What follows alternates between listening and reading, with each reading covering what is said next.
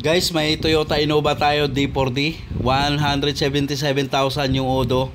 Nakakaramdam na raw kasi sila ng pagka low power, so ito yung i-check natin ngayon.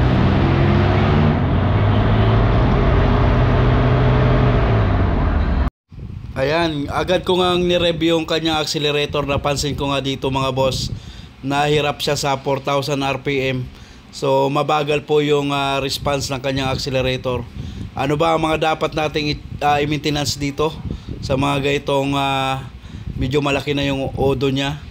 Subukan muna natin i-maintenance to sir, yung EGR tsaka turbo, no? Paano kaya? Linis muna tayo ng EGR tsaka turbo, no? Tapos titingnan natin mamaya May pagbabago. may pagbabago. Fuel filter ito bago? Hindi pa kuya. Wala pa rin. Ayun yun. Tapos yung dito kuya, yung fuel filter dito sa ibabaw, yung maliit na bilog. Gas parang filter. may singaw eh. Yun, papalitan natin yan. Isa rin yan sa Isa naglo nga power. rin sa cause na Kasi bakit? Vacuum. Meron naman yata. Baka hindi makauwi ng Batangas. Grabe ka naman. Mamaya road test natin pagkatapos natin ng maintenance. I-scan ko muna to. Okay kuya.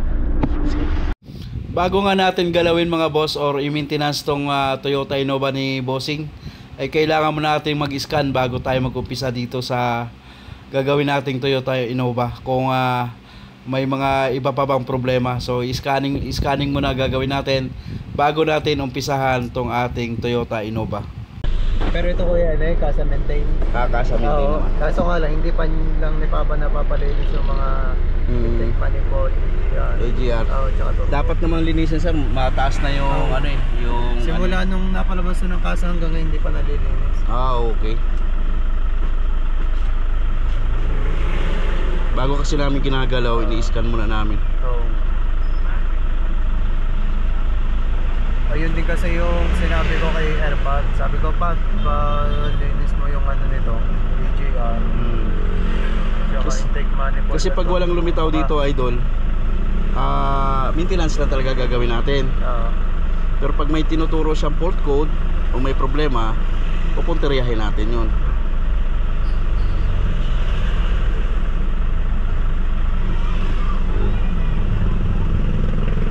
Anong model to? 2008 ba yan? 2000.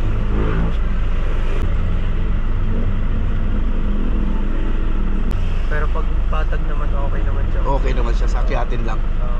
Lalo na kuya, sobrang tarik dun sa amin, kakit kasi yung tulad kahapon, yung niya, yung init niya nandito pa lang sa may guhit. Sabi ko, nako, sobrang sobrang bagal ng ahon. Ahon talaga, mabagal. Halos lumusot na yata yung paa ko dyan sa accelerator. Kasi nga siya, pag nire-rev ko, patay pa aircon noon. Ganon? Pag nire-rev ko kanina, ang bagal ng response. Parang nanlalata siya. Wala siya yung ganon, parang ang bilis ng response. Pero okay lang naman yun, yung delay. Pero pag kuya, pag halimbawang nalinis na, may possible na bumilis agad yung angat niya. Pero nandun pa rin yung delay dahil ayun na talaga yung nito no? Pero lang kung map. Scan muna natin. High-tech na talaga ngayon, no? Sa doktor ni talagang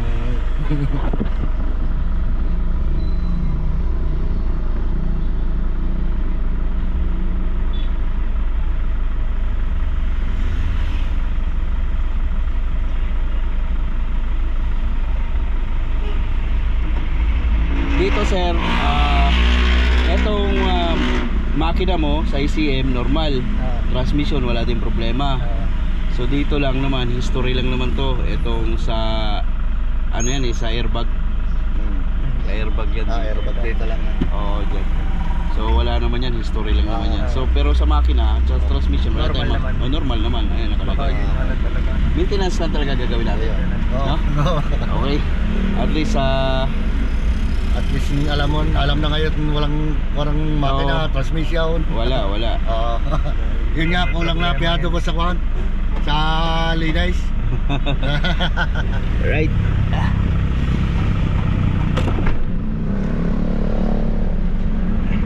Hindi naman naglalak to? Hindi naman kuya.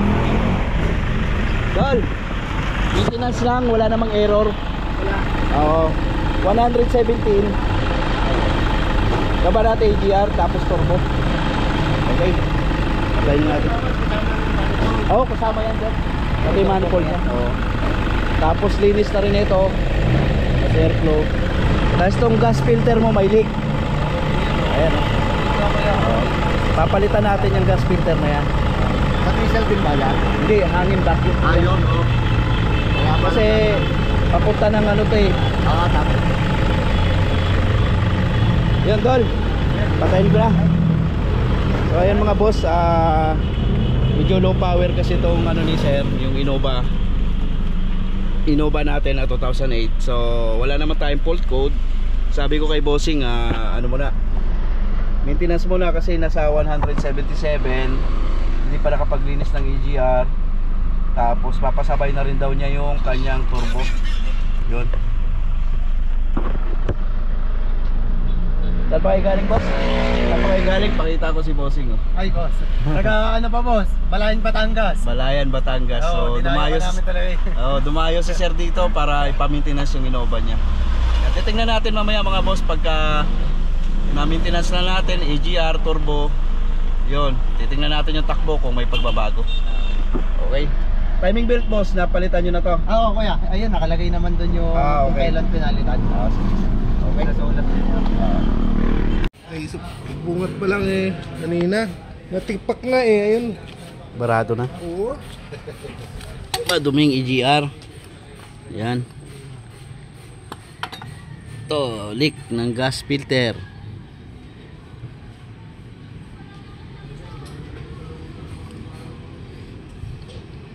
Ito malaking bagay to boss pagka may leak to. Low power ka rin dito. Papunta to dito sa ano niya, sa map. Ako kanina boss, filter lang ano. Filter lang ang papalitan dyan. Yung fuel filter nito boss, nagpalit na kayo? Hindi pa? Hindi pa yata. Pero ma-check yan kung madumi. Oo. Bubuksan yan. I-ano na natin, isa-isahin na natin yan. Ano ba? Idol, ngayon pala nabubuksan yan. Dumi ng intake. Parang ngayon nga lang ka na eh. Pero may gumalaw na rin. Baka yung sa kasa. Ayan, maruming air filter. Ibang Sobrang itim na. clip kasi ng mga sakit putol na. Hindi makakaano ng hangin niya. 177 yung Odo mga boss ng ating Toyota Innova. Sabay na kaya ano yun? Yung May tagas balbuga. kaya nga eh, pati ito, oil seal niya, yung sa ano, injector oil seal niya. Tagas na rin yung balbuga. Ngayon, dami dito. Sabi ko nga sa kanya eh, kaya pa ni... Ayaw eh. Init pa rin ah. Yan ang mga isang driver ng may kanya.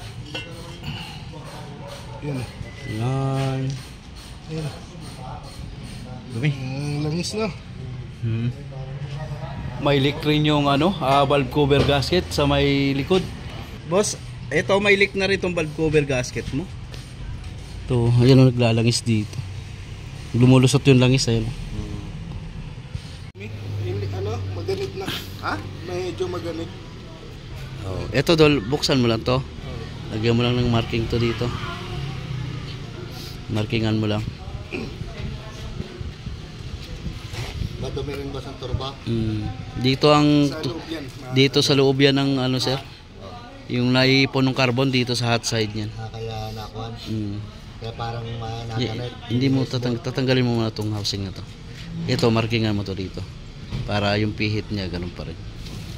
Kasi walang guide to eh, hindi kagaya ng dito may guide. Kaya hindi na siguro smooth. Madumi. Ito markingan mo to. Yung ano ha, yung hindi nabubura. Wala palang guide ang ganyan. Oo, yung sa hot side meron. Dito lang. Okay. So, pakanan ang pihit niyan, idol, paluwag. Ito ko yun. Hindi, kaya na ng kamay. Kaya. Ito. Dito na. Hindi, kaya na ng kamay dito, pihitin mo. Pakanan, ang luwag. Yan. Ayun, nga pala no.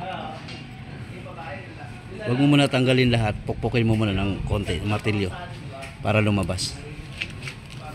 Ayun ang martilyo. Ay, thank you sir. Pampausok. Thank you. Yan, tapos pihit ulit. Pakanan. Yan, tapos pokpok ulit para yan. Laga na. Naglaga na yung mga carbon. Yan. Mga gaymat. Ibalik mo yung nut, tapos pokpok dandahan. Pakaliwa ang higpit niya.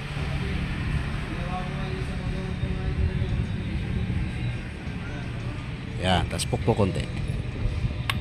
Yan.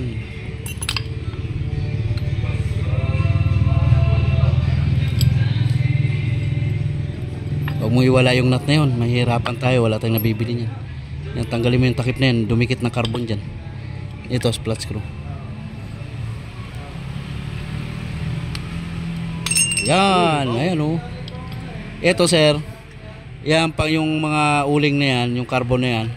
Pag umipit dito yan, saka nagkakaroon ng ganit ng ikot ng turbo natin. Oh, ayan o, ang dami o. Ayan o. Kita mo yan o. Hindi na smooth kumuhan. Ayan o. Tudol, tabi mo yan. Wala tayong nut yan ha, baka mawala yan. Okay. Pulsa ko na to para sigurado. Oo. Kaya kang linis. Pag may tira pang madumi na. Ito mo boss, hanggang likod o. Ang lakas sa tagas ng hanggang likod. Hindi, ibig sabihin, yun nga, yung gasket lang. Oo, valve cover gasket po yan. Para isahang galaw na lang kasi. Para baklas na rin. Dahil pag ganito. Ayan o. Kasi magtatanggal na naman tayo ng mga fuel pipe pagka nagpalit tayo nito. Ganun kalinis si Idol sa EGR oh. Yan yung intake port. Kailangan mapalakas mo yung power niyan Dol ha. Siyempre. Yan si Sir oh. Sir, kasama ka sa vlog ha. Oo. Si Bossing yan. Batangas. So dito mga boss, nag turbo cleaning na rin tayo. Ayan.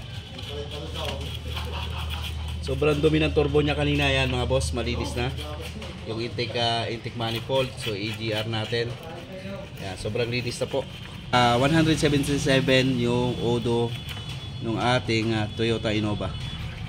So nagpalit na rin tayo valve cover gasket, may tagas na so hinugasan na lang.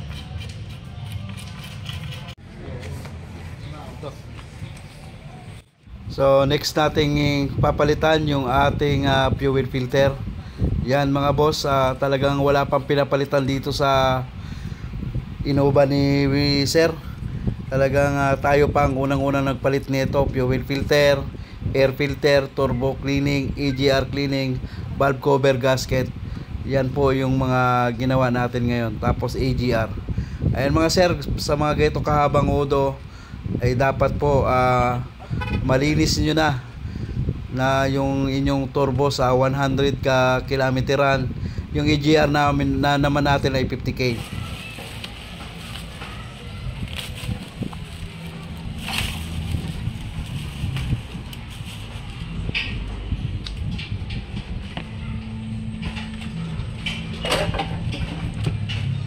Battery pa. Ano na mag-start sir?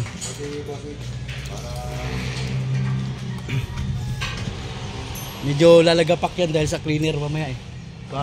Baka mataranta ka eh. Iba eh. Ano yun? Doon sa cleaner na pang spray. Alam mo yung barko lang ko. Okay, start na natin mga boss yung maintenance natin ng Innova. So nasa 177 km. Ready na Dol? Video hard starting muna to ngayon mga sir, no?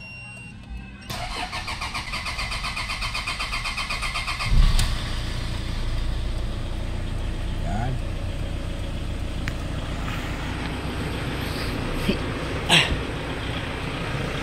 Paandarin muna natin matagal-tagal ha. Observe natin yung mga tagas-tagas. Yan ang kalaban natin yung mga singaw-singaw ng ano. Para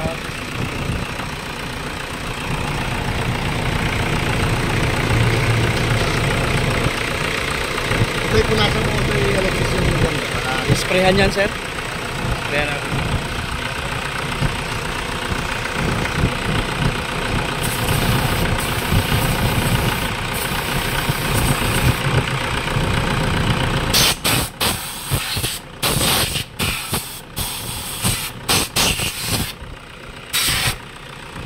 pagkatapos nating i-observe yung ginawa natin ngayon, mamaya-maya mga boss, ipaparoad test natin ito sa may-ari. Titingnan natin kung may improvement ba yung ating maintenance na ginawa ngayon.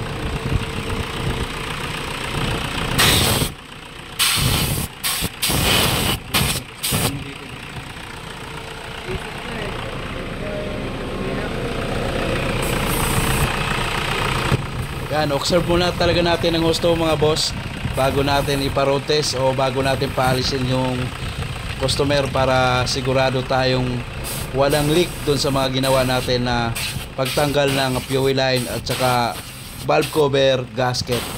So observe lang natin ang mabuti mga boss. Ayan, nakabalik na yung Toyota Innova. Pina-road test ko kasi muna mga sir bago natin paalisin yung customer natin. So tatanungin natin kung may improvement yung maintenance na ginawa natin dito sa Toyota Innova. Ano? Ayos na? Ito, kinakabahan ako kay Idol eh. Kala ko low power, ayan sila boss oh.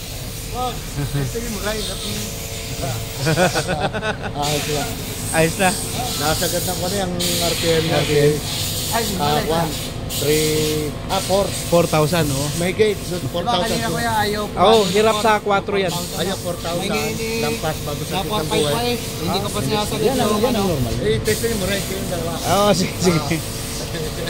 Eto, okay na yung isa eh. Gadi, ikmanda eh. Parang mo rin yung Wala leak. Wala. Flashlight, Idol. Flashlight. Double check lang bago umalis sila bossing. Ay, ito yung tuyo. Parang binilag sa araw. Ay, di balik mo na yung over. Pinatawa-taw nyo kanina, boss. Oo, yun. Sulit naman. Sulit na. Sulit ang pagluwas. Ayan. Alright, yun ang ginawa natin dito mga boss. AGR, turbo. So, halos maintenance lang po dito sa Innova diesel natin.